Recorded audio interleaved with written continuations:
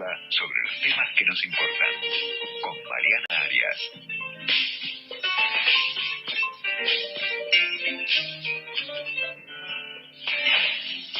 Argentina es un país de contrastes, no hay duda. Mientras un sector de la población hurga en los contenedores de basura, los adelantos tecnológicos invaden nuestra vida cotidiana y modifican en menor o en mayor medida las actividades laborales. El país, con sus crisis y con su falta histórica de planificación, demora un avance decidido hacia el futuro. Pero el futuro, sin embargo, se las arregla solito para llegar hacia nosotros con sus ventajas y con sus desventajas a cuestas, obviamente. El mundo ya ha podido alcanzar a la ciencia ficción. Julio Verne, Ray Bradbury o Philip Dick concibieron relatos futuristas repletos de androides, hologramas y naves voladoras que, si fueran escritos hoy, entrarían en la categoría del realismo. Esas historias a veces pintaban un mundo sombrío, entregado al desencanto, deshumanizado. El trabajo humano de a poco está siendo reemplazado por robots, por computadoras, por inteligencia artificial. Para construir un edificio, llevar a cabo una cirugía o conducir un camión, ¿no se necesitarán personas? En nombre de la eficiencia, el trabajo, tal como hoy lo conocemos, vive una era de profundo cambio. A la mano de obra desocupada se le contraponen nuevas ofertas laborales relacionadas con la industria del software y otras disciplinas digitales que requieren de una exigente y constante capacitación. ¿Está la Argentina preparada para recibir estos cambios que en otros países del mundo ya empezaron a funcionar? ¿Contamos con profesionales aptos para desarrollar los trabajos del futuro? ¿Los hombres y las mujeres que quedan afuera se podrán reinsertar en el nuevo mercado laboral?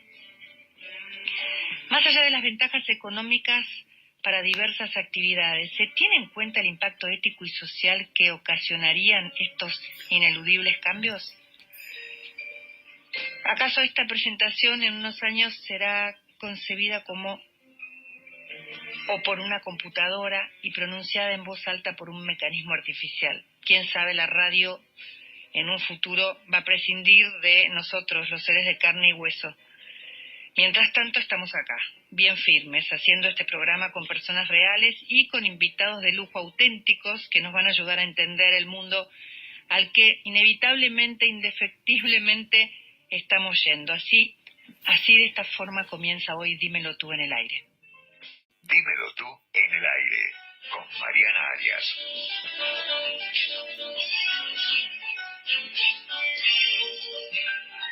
Bienvenidos, gracias por estar ahí del otro lado una vez más, un nuevo martes a las 23 horas, en este momento 23:12, 23:13 acaba de cambiar. Hoy estamos hablando de los trabajos del futuro, de si estamos listos para la transformación que ya está en marcha, que ya es, cómo tenemos que adquirir habilidades que necesitamos para transformarnos, para poder seguir trabajando en este avance de la tecnología. ¿Vamos a trabajar de lo mismo de acá a 15 años? ¿O esto va a cambiar tan rápidamente que vamos a quedarnos afuera, ¿no? ¿Vamos a poder reinsertarnos en la sociedad? ¿Cuántos están ya perdiendo sus trabajos por este avance de la modernidad, de la tecnología? ¿Hacia dónde vamos? ¿Cómo es nuestro futuro más próximo? De eso vamos a hablar hoy con dos invitados de lujo. Pero antes quiero decirles que por favor participen y que nos escriban al 1121871067, que van a poder participar de un sorteo de anteojos de mi marca, la nueva colección de Sol, no se lo pierdan, y opinen acerca de este tema, de cuáles serán nuestros nuevos trabajos, al 1121871067, escríbanos en nuestras redes también, @dímelotuaire, en Twitter y en Instagram. Y voy a recibir a mis dos invitados, a Blas Briceño, precursor en el desarrollo de sistemas empresariales en la industria del software, fundador y presidente de Finegans, y de Subio, empresas líderes en el desarrollo de software con soluciones de negocio, ¿no? Es licenciado en Ciencias de la Computación en la UBA. Bienvenido. Bien, mucho gusto por la invitación y para acompañarlos a reflexionar en esto. Y Carlos Belloni, que tiene estudios en ingeniería naval, que también tiene estudios en ingeniería industrial, hizo un posgrado en administración de empresas y estudios adicionales en economía, historia del arte y filosofía. Ha trabajado en el área de tecnología de grandes empresas nacionales, así como en corporaciones internacionales, tanto en los roles locales como regionales y globales. Y es autor de un libro que se llama Esculpiendo el Futuro, del que vamos a hablar también hoy, porque hay muchos conceptos que tienen que ver con nuestro tema del día. Muchas gracias, Marina, por la invitación. Gracias por estar con nosotros. Bueno, estamos viviendo una nueva revolución industrial.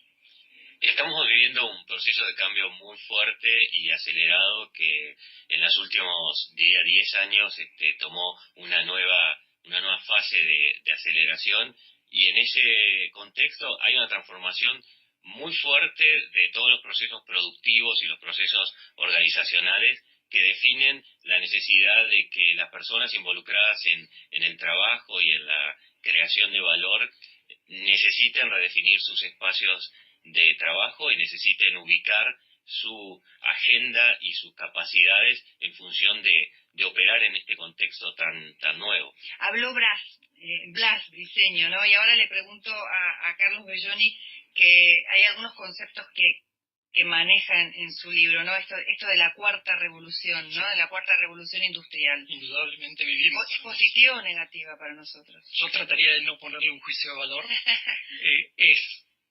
La tecnología no es buena ni mala. La tecnología nuclear la puedes usar tanto para un resonador y la salud, o para, no sé, energía, o para una bomba. Depende más del uso que uno le quiere dar. Vos recién en tu columna hablabas de la Argentina, de los contrastes. Y es notable, porque es cierto, vivimos una cuarta revolución industrial, todo está cambiando. Seguramente Blas después nos va a decir la demanda que tenemos en gente formada en ciencias de la computación, algoritmos, recién se hablaba de los algoritmos cuando hacías el pase. Y yo tengo acá, por ejemplo, las pruebas a aprender, los resultados de las pruebas a aprender, que te dice que el 70,2% de los alumnos en quinto y sexto año no pueden resolver problemas matemáticos sencillos. Y el 46% no comprenden textos básicos. Entonces, volviendo a la pregunta con la que abrías el programa, ¿estamos preparados? Yo creo que la tecnología está avanzando a un ritmo totalmente exponencial, la sociedad no. Mucho más rápido que lo que avanzó la tecnología en otras revoluciones, ¿no? Probablemente siempre avanzó muy rápido. Lo que pasa es, como dice Blas recién, se aceleró y se va a seguir acelerando. Y el problema es que los cambios son tan vertiginosos que la sociedad sigue pensando linealmente. Cuando vos entras en un trabajo, mis padres entraban en un trabajo, pensaban que se iban a recibir, o sea, iban a vivir toda su vida en la misma empresa, se iban a jubilar ahí. Yo, mi primer trabajo, el que era gerente general de esa empresa, había entrado como cadete a los 18 años. ¿Y sabías que podías hacer toda tu carrera ahí? Ese era el pensamiento, claro. Hoy eso es impensado. La mayoría de los casos no pasa, porque las compañías se compran, se venden, quiebran, fusionan, desaparecen, se crean nuevas. Y en el medio de todo eso está la tecnología y la reinvención permanente. También nosotros nos hemos tenido que reinventar, ¿no? Yo tengo 53 años, me he reinventado permanentemente, y también antes las computadoras eran personas, ahora son máquinas, ¿no? Antes las computadoras, los que hacían el trabajo de las computadoras eran personas. Ahora los que atendían el teléfono para comunicarnos en lugares distintos ya no existen, porque nosotros tenemos un celular y con ese celular nos podemos comunicar a cualquier lugar del mundo. O sea que todo eso siguió funcionando, pero ahora hay una preocupación mayor, ¿no? ¿El cambio es más profundo? Yo coincido con Carlos en que las personas se van acomodando a un nuevo escenario en una velocidad que no es la misma de la producción y capacidades tecnológicas. Es cierto también que esos cambios van pasando y que de alguna forma impactan en los haceres de las personas cada vez más y producen cambios culturales que acompañan los cambios vertiginosos de la tecnología. Vos recién decías esto de una carrera de una persona a lo largo de toda su vida en una organización. Y los chicos que trabajan conmigo me dicen, bueno, yo más de 3 años acá sería mucho tiempo, y tengo que ganar experiencias. Y tengo que ganar experiencias en otros espacios o en otros haceres, no solo en una organización, ¿no? Ahora hay varios que están, qué sé yo, de 4 meses en Europa o otras situaciones y van a aprender otros quehaceres, otras habilidades, otras ¿no? habilidades y hay otros intereses. Entonces, o sea que los millennials, de los millennials para adelante, ¿no? Están más preparados para estos cambios. están más predispuestos, están más entrenados, lo viven con menos angustia en relación a nuestra generación. O sea que las habilidades que necesitaríamos ahora serían más empatía, flexibilidad, ¿no? Creatividad, innovación, más que saber las leyes o conocer a fondo la economía, no sé, les pregunto. En general, no, por favor, dale. En general, las condiciones de conocimiento enciclopédico o de saberes que pueden registrarse y digitalizarse y por medio de bases de datos o algoritmos se pueden recuperar fácilmente, son las habilidades que menos interesan hoy. Y las que cobran preponderancia son aquellas que requieren de estas capacidades, empatía, capacidad de liderazgo, creación, creatividad, y ahí esas son las competencias que los nuevos trabajadores mejor aprovechan para triunfar o prosperar. Decime, sí, Carlos, sí, quería decir a Carlos Bellani. Si me permitís, digamos, coincido, pero también tengo una observación con eso. Es cierto que el conocimiento enciclopédico no sirve para nada. No me sirve para nada saber de memoria las fechas de las campañas de San Martín y las batallas y todo eso. No me sirve de nada, lo tengo en Internet. Uh-huh.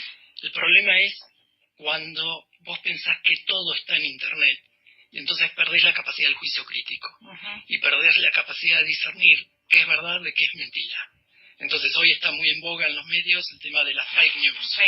Pero las fake news no suceden porque sí, suceden porque hay, yo diría casi una confianza infinita en que lo que está en Internet es verdad, no importa qué barbaridad te están diciendo. Claro, ese es el tema, ¿no?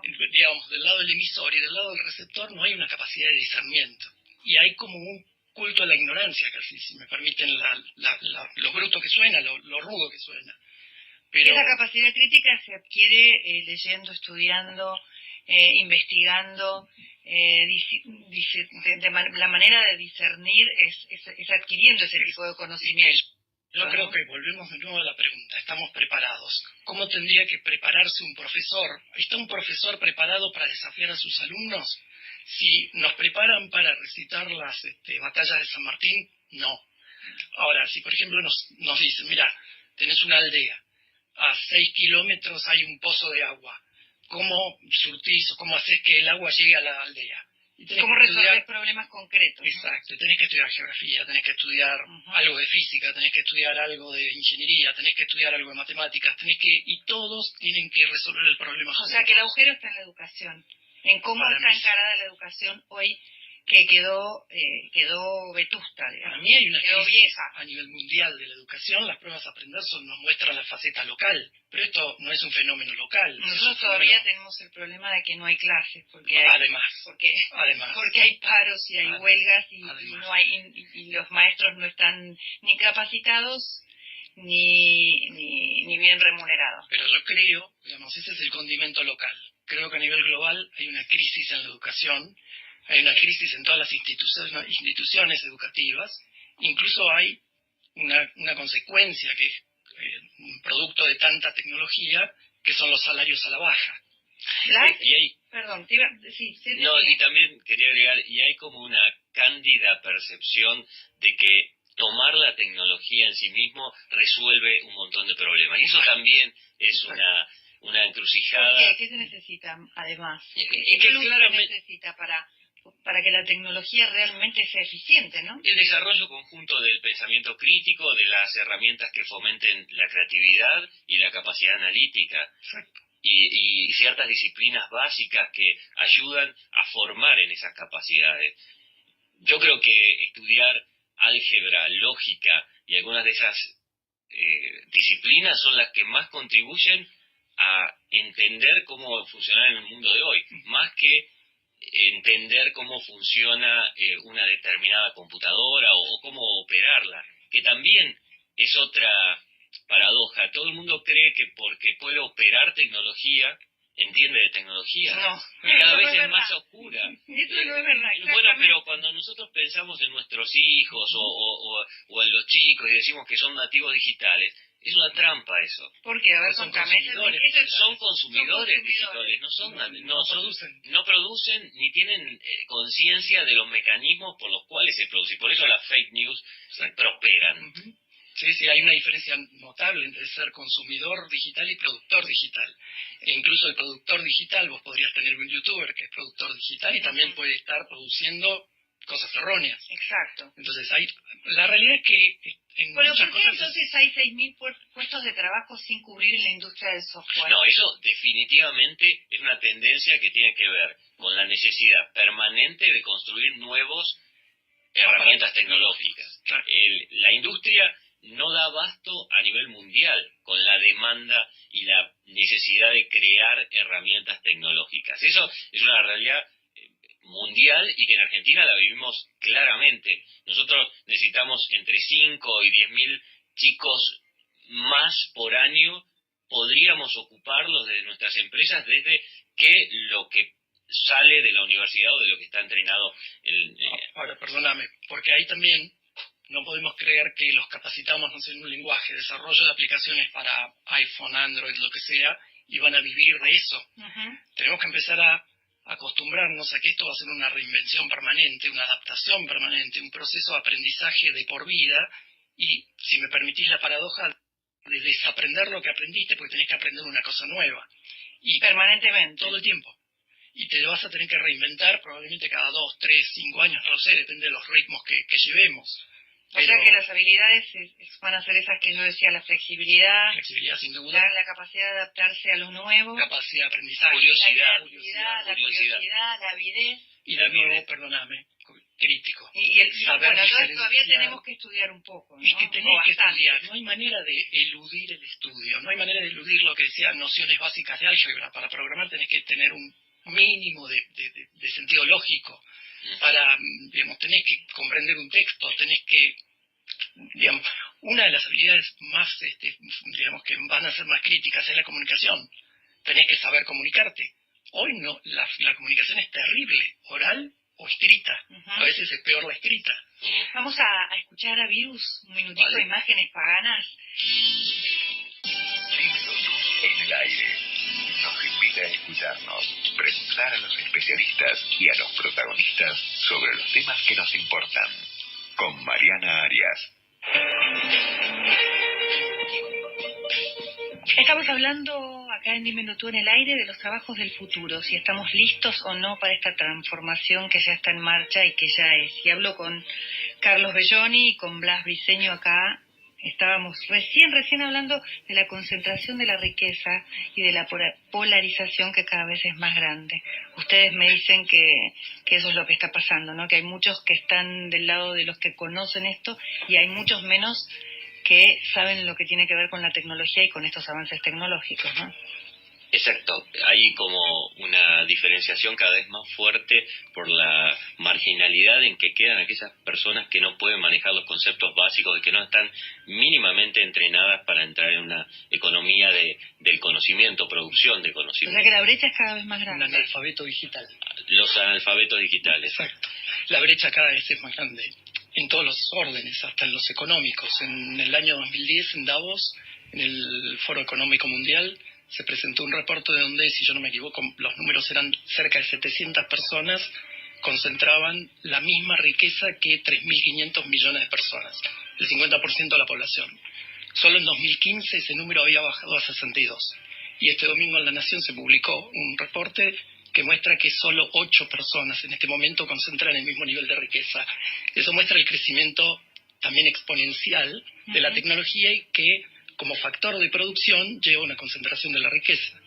Porque hay estrategias exitosas que tienen un impacto cada vez más fuerte y choqueante en relación a la media. La estrategia de Amazon o Exacto. Google, que parten de entender muy fuerte las capacidades que brinda la transformación digital, el Big Data, la inteligencia artificial, producen un impacto inmediato y profundo y dan ventajas gigantes en relación a la media de una industria. ¿Qué es la inteligencia artificial para por ejemplo, analfabeto digital?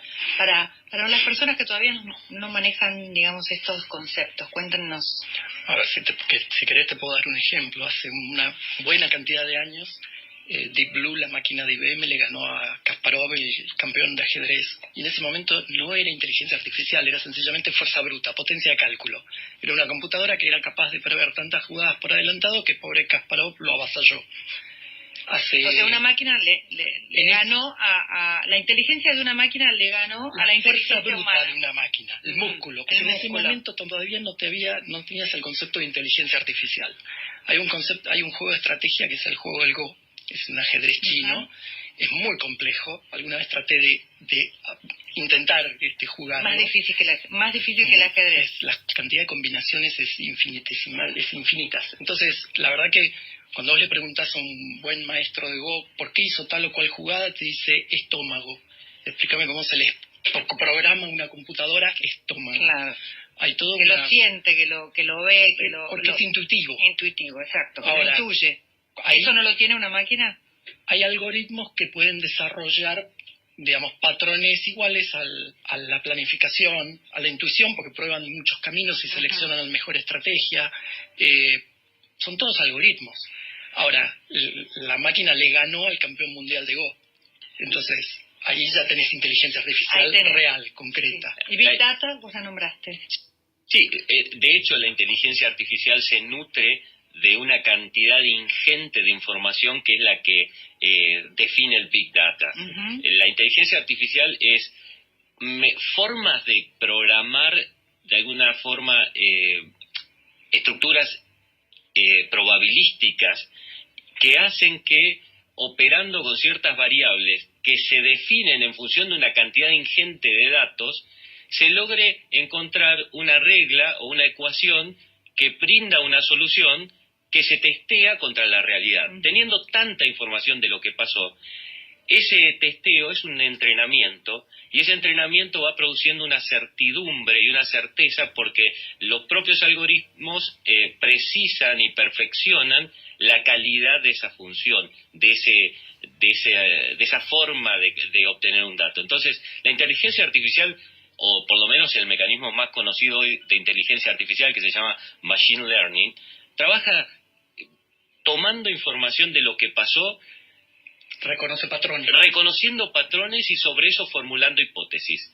Y sobre esas hipótesis validándolas con el Big Data. Exacto. Y es tan fuerte la capacidad de procesamiento, tan inteligente y tan sofisticada la creación de esos algoritmos, y tantos datos tenemos a disposición para jugarlos, para ver si eso funciona, que eso produce un mecanismo que se llama de redes neuronales y que simula de alguna forma lo que nosotros creemos que es el comportamiento de la inteligencia humana.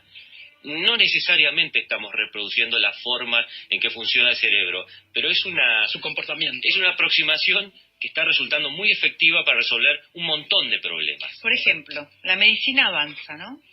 La medicina avanza. ¿Los médicos van a ser reemplazados por máquinas? Mira, hay experiencias. Por ejemplo, hace 2 años se hizo con una inteligencia artificial un algoritmo para la predicción de cáncer. Se tomaron 1000 casos, los diagnósticos coincidieron en un 97%, sin embargo los tratamientos en un 30% fueron distintos. ¿Por qué? Por la cantidad de papers que se publican por año en Estados Unidos referidos al tema, que no hay manera de que los médicos los puedan leer, la inteligencia artificial sí. Entonces la inteligencia artificial estuvo en condiciones de hacer mucho más rápido el diagnóstico y hacer tratamientos que a los médicos no se les hubiera ocurrido. Tratamientos más eficientes para cada uno. Exactamente, porque están hechos a medida de esa enfermedad, de ese paciente y con todos los datos que tiene. Pero, entonces, ¿qué va a pasar? ¿Qué vamos a hacer? En cualquier caso... Un periodista no va a poder seguir siendo periodista. Va a haber una máquina que escriba un artículo periodístico. Ya los hay.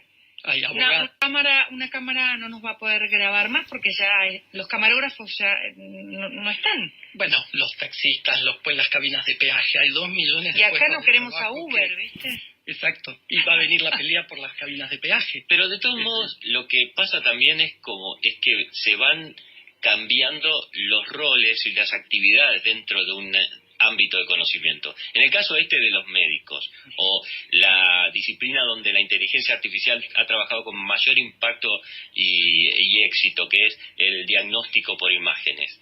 El diagnóstico por imágenes tiene un análisis que en el fondo es digitalizable fácilmente, porque son bits que reconoce patrones, uno tiene una historia de qué significan esas imágenes.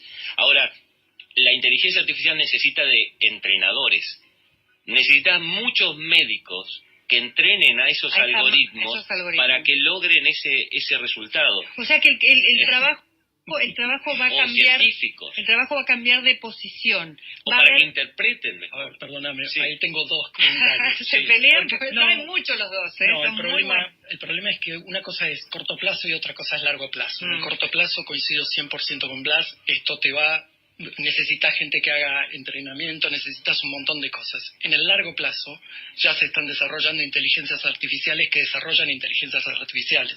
Ya se están desarrollando inteligencias artificiales que hacen algoritmos. O sea que también van a reemplazar a esos médicos en este cada caso. Cada vez vas a necesitar menos y menos. El problema es hasta qué punto llegás. Entonces, en el corto plazo coincido. En el largo plazo por ahí la preocupación es cuánto trabajo genuino creás y qué salario paga por ese trabajo que creas. Entonces las experiencias nos están mostrando desde 2008 a la fecha que no es tan así, que la tecnología crea puestos de trabajo, los crea, es cierto, pero en el balance general no está resultando la ecuación. Hay mucha gente que va a quedar, hay mucha más gente que a medida que pase el tiempo va a quedar afuera vamos a tener de estos trabajos. Reentrenarnos y a lo mejor estar acostumbrados a tener 2 o 3 trabajos. Y trabajar parcialmente en una empresa en un horario, hacer otra cosa en otra actividad, después un Airbnb, un Uber, no sé. Ahora, en cuanto a la Argentina, ¿no? En la Argentina, ¿cómo está, digamos, en ese sentido? ¿Está absolutamente atrasada más que otros países? ¿Estamos pudiendo resolver los temas de la tecnología o estamos muy atrás? Si me permitís la opinión, yo creo que estamos muy atrás, no en tecnología. En tecnología estamos bien, estamos avanzados, desarrollamos software bueno, lo exportamos. Lo que creo es que tenemos un problema estructural de educación y casi social.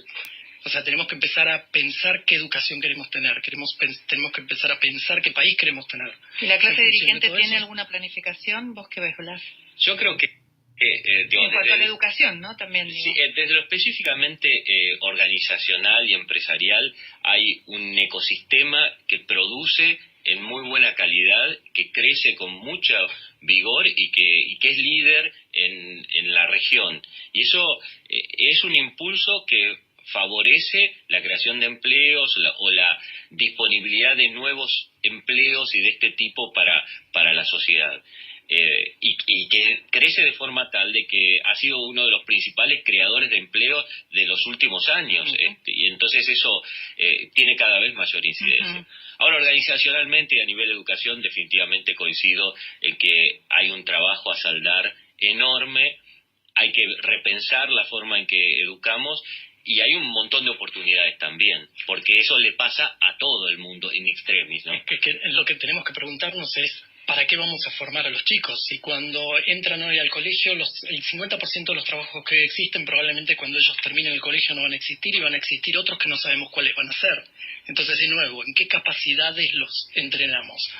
Flexibilidad, aprendizaje, como creatividad, curiosidad, pensamiento crítico. Vamos a un auspicio y volvemos con la conclusión y decimos los últimos pensamientos que tenemos para ver cuáles son las soluciones y hacia dónde vamos, porque la verdad me están generando mucho miedo. No, miedo no. ¿Quién se salva de estos avances? ¿Quiénes son los que se salvan? ¿Cómo nos salvamos? ¿Quiénes son los que van a tener trabajo? ¿Hacia dónde vamos? ¿Cómo va a ser el futuro más próximo? Yo particularmente soy tecno-optimista. Creo que las condiciones generales de producción y de la sociedad van a ser favorecidas por la impronta tecnológica que hoy tenemos y por esa aceleración. Y creo que vamos encontrando los caminos y las actividades como para tener no los trabajos que teníamos antes, pero quizás otros trabajos y de otra forma y en otras estructuras. Tal vez mediados con otras actividades, o como decía Carlos, con 2 o 3 trabajos o 2 o 3 actividades simultáneas. Pero creo que eso va a pasar, y hacia adelante me imagino que el desarrollo social va a ser positivo, y creo que eso, esa es mi expectativa, por supuesto. Creo que eso también nos va a permitir a nosotros, a nuestra sociedad argentina, desarrollarse en esa dirección. Carlos Belloni, a ver, ¿cuál es tu conclusión positiva? Me gustó el término tecno-optimista, yo también coincido. Creo que nos falta algo en lo social. Tenemos que acompañar este tecno-optimismo con educación, con desarrollo social. Tenemos que, la brecha que se está generando entre la sociedad tecnológica y la no tecnológica es enorme, y eso se duplica año tras año. Entonces ahí vamos generando deuda. Tenemos un pasivo tecnológico, pasivo social, mientras tenemos un activo tecnológico enorme. Y eso no lo veo saldando, no veo clase política pensando esto. La única manera es pensar. No veo un sistema educativo que se esté reinventando a la par de lo que la tecnología reinventa todo. No, eso se ve claramente. Que no hay un sistema educativo, que no hay dinero ni siquiera para aumentarles a los maestros. Pero ni siquiera para no hay dinero para capacitarlos. No, y ni siquiera para hacerse autocrítica. Entonces, y los maestros tampoco hacen autocrítica. Para mí no. Y no. Los profesores tampoco. El sistema educativo no lo hace como un todo. La sociedad, los políticos, yo no los veo preocupados por qué modelo de Argentina queremos acá 50 años. Un modelo exportador. Siempre es mejor tener un país que exporta tecnología. 1 kilo de tecnología, una tonelada de tecnología es 1000 veces mejor que una tonelada de soja. ¿Qué modelo de país estamos yendo? Porque vamos cosecha tras cosecha. ¿Por qué no vamos satélite tras satélite? Bueno, pero este es un país que tiene eso, también tiene esos insumos para exportar. Eso no sé. Pero no me puedo basar solo en eso. No, eso seguro, no te puedes basar solo en eso, claro. Y menos en un momento como este. Claro. O sea que la creatividad también, y la creatividad en cuanto a la tecnología es fundamental, es crítica. Y la educación para poder adaptarnos a este nuevo mundo también, ¿no? Absolutamente, para mí es el pilar. Muchísimas gracias a los dos por haber estado, un placer. Gracias a vos. Nos vamos escuchando No me nombres de Javier y Andrés Calamaro.